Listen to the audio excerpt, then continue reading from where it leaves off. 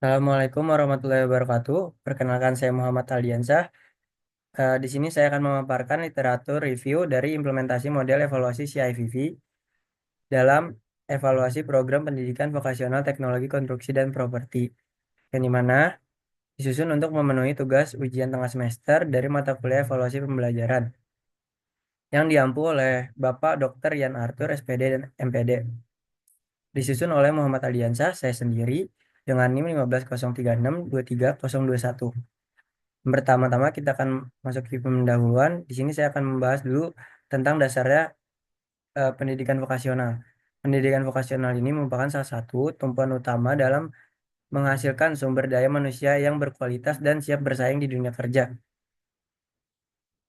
Program studi teknologi konstruksi dan properti sebagai pendidikan vokasi diperlukan untuk menghasilkan lulusan yang tidak hanya memiliki penguasaan teknis, tetapi juga keterampilan kerja yang sesuai dengan standar dinamika industri konstruksi. Artinya, keberhasilan kurikulum atau sarana dan prasarana akan diukur dari sejauh mana pelaksanaan dapat mendekati prinsip pemenuhan kebutuhan peserta didik dan dunia kerja secara berkelanjutan. Di sini juga kita akan membahas sedikit tentang model CIPP. Model ini mengevaluasi program berdasarkan 4 dimensi utama, yaitu analisis kebutuhan konteks, kesiapan sumber daya atau input, implementasi program atau proses, dan hasil yang dicapai atau produk. Dan tujuan literatur review ini untuk mengidentifikasi bagaimana model evaluasi CIPP diimplementasikan dalam evaluasi program pendidikan vokasional pada bidang teknologi, konstruksi, dan properti, serta merangkum temuan-temuan utama dari berbagai studi yang relevan. Terus kita akan masuk dalam pembahasan. Model evaluasi CIPP ini yang dikembangkan oleh Sluvbeam merupakan pendekatan evaluasi yang komprehensif atau sistematis. Untuk menilai suatu program pendidikan, model ini digunakan untuk mengevaluasi program proyek ataupun kebijakan secara komprehensif dan tujuan memberikan informasi yang berguna bagi pengembalian keputusan dan perbaikan berkelanjutan. Di sini dikutip dari Ritonga. Selanjutnya, kita akan memaparkan lebih lanjut tentang 4 dimensi yang tadi kita bahas, yaitu yang pertama tadi ada evaluasi konteks. Di sini evaluasi pada aspek konteks berfokus pada kesesuaian antara tujuan program dengan kebutuhan peserta didik, tuntunan dunia kerja. Jadi, bagaimana program dan yang mendapatkan program ini harus sesuai agar bisa bekerja, agar bisa menyesuaikan di dunia kerjanya nanti. Terus lanjut ada evaluasi ini juga menyajikan kebutuhan pelatihan, relevansi program dengan kebutuhan industri, serta keterkaitan dengan kurikulum dan potensi siswa.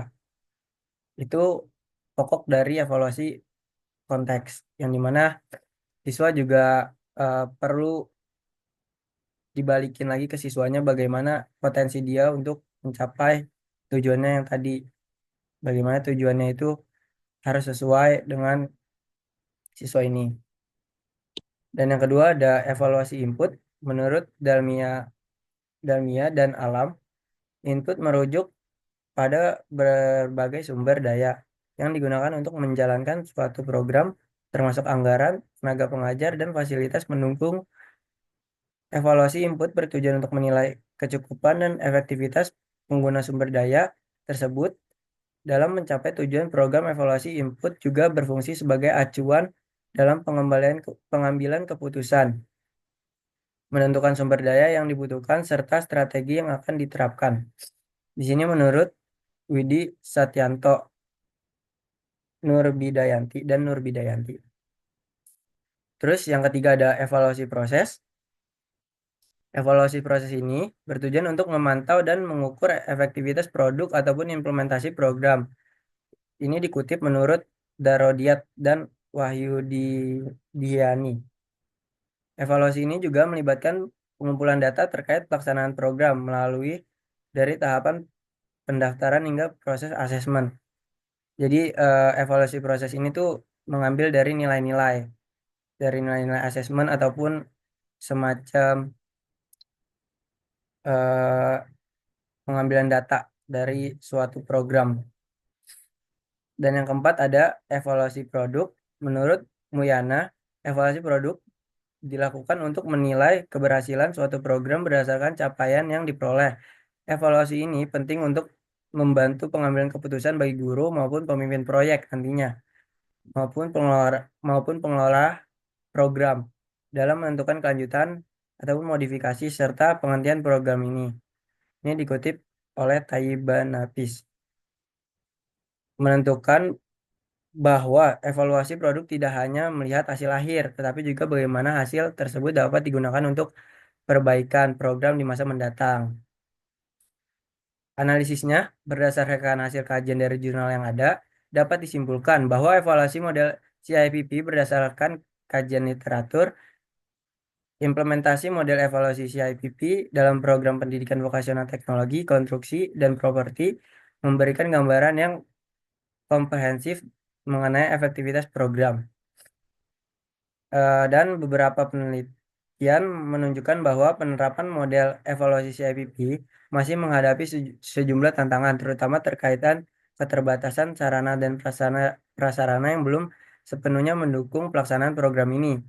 Meskipun demikian, model evaluasi CIPP tetap dianggap efektif untuk diterapkan di sekolah menengah kejuruan karena mampu mengevaluasi program secara menyeluruh. Model ini memungkinkan penilaian dari berbagai aspek, mulai dari konteks program, sumber daya yang digunakan, serta proses pelaksanaan hingga hasil akhir. Komentarnya untuk model CIPP ini dari beberapa jurnal ini, model CIPP yang dimana ada konteks, input, proses, dan produk, yang dikembangkan oleh Daniel Slufbeam adalah pendekatan evaluasi yang terstruktur untuk menilai program, proyek, ataupun kebijakan dalam pendidikan, dalam konteks pendidikan vokasional di bidang teknologi konstruksi dan properti. Model ini digunakan untuk mengevaluasi sejauh mana program pendidikan dapat menghasilkan lulusan yang siap bersaing di pasar kerja nantinya. Dan ini berikut daftar pustaka yang saya ambil. Oke, mungkin sekian dari saya, Muhammad Aldiansah. Kurang lebihnya mohon maaf. Wassalamualaikum warahmatullahi wabarakatuh.